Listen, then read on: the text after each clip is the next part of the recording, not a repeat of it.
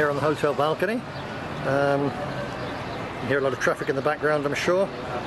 There is, as always, the occasional crump of the explosion. But for those journalists who don't believe me that this place is really quite normal, what do you think of this? How do you explain that? This is a war zone.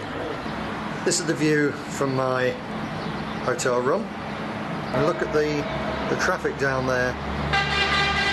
Can't see anyone walking there now, but every now and again people walk past, people off to work earlier on, families strolling. I'm here outside the hotel. You can see it's quite quiet here. The streets were near one of the main ministry buildings, which was car bombed a few months back, as a result of which they blocked off the street. So this is behind checkpoints. You can see one down there in the distance. I don't want to go any closer than that. The police and the army naturally don't like being filmed for their own safety and security.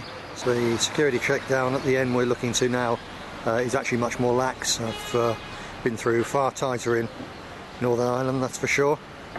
Everyone just gets on with it. The building in front of us here, behind the flags, that's the Ministry of Defence, which was attacked not that long ago. It's now being rebuilt.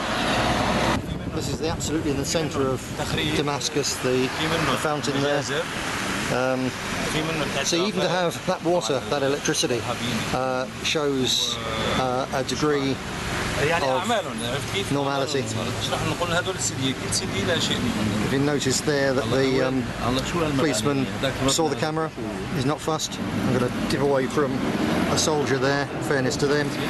Up on the hill there, apparently that's Assad's main headquarters, presidential palace. I'd like to thank our new online ambassadors, the online activists, because that's already given us a phenomenally increased reach.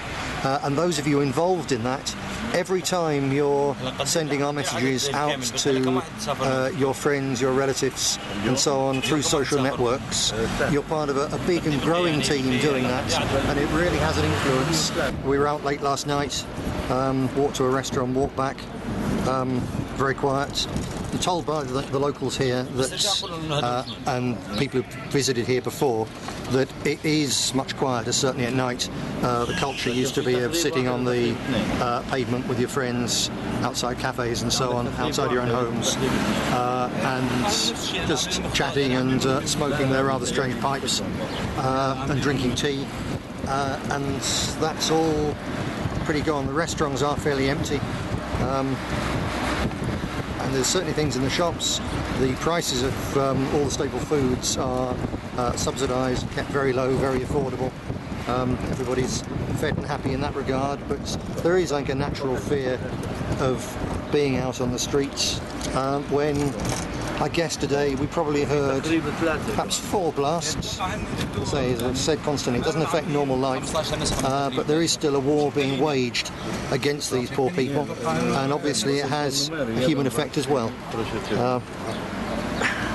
Having said that, I hope you've seen the last few minutes just how banal, just absolutely ordinary and normal most life here is, and I think it's this kind of footage, they knew it was coming out, is the thing which has persuaded the BBC to just give us a little glimpse of the truth of what life really is here in what I'm sure isn't a perfect state. What all the government officials I've met, including the Minister of Information today, they all acknowledge it's not perfect, mistakes have been made, but they're committed to trying to do something about them, and they say time and time again, if you don't like it, change it through the ballot box.